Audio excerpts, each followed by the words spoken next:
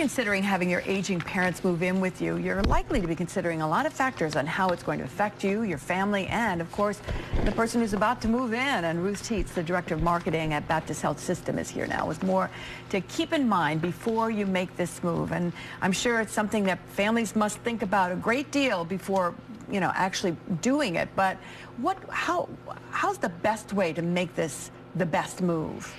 Well, it can be a transition, and if you look at it as a transition, it can help you with the guilt and the emotions that go along with it. There are a lot of emotional issues. You have to really look at, is your relationship open and honest with your parents? Do you have a good handle on conflict resolution when somebody doesn't get their way on something?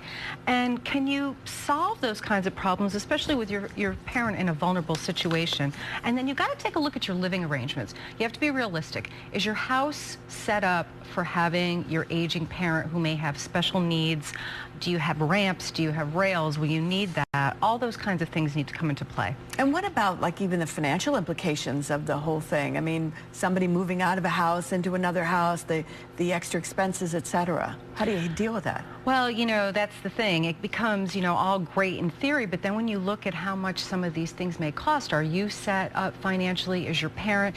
Seldom do we, as children, even as adult children, talk to our parents about finances, and this is a conversation that you really need to have before you move to this next chapter, especially if it's a temporary move. If you can't provide care for them in your home for a long period of time, what are the next steps? The other thing, too, is you need to know what they have to work with. Is there an asset? Is there a house that needs to be sold? Things like that need to be taken into consideration. So you really need to start thinking about this long before it becomes a reality. They always talk about putting together a balance sheet, the pros and the cons, and we've mostly talked about what are the challenges of this. But there are pros. I mean, there is much to be gained for everyone by these arrangements. It can be, Liz. It can be such a rich experience for your children if they're still living at home, and for you to be able to spend those kinds of quality times and conversations and interactions caring for the people who gave you life in the first place. So it can be super rewarding, but you really have to be very realistic about your expectations and be careful as a caregiver that you don't burn yourself out. Get support, get help. The local office for the aging is a great place to start for resources. Baptist has a caregiver support group monthly. Give us a call if you want more information, but it can be such a rewarding experience. Thank you for that, Ruth, very much.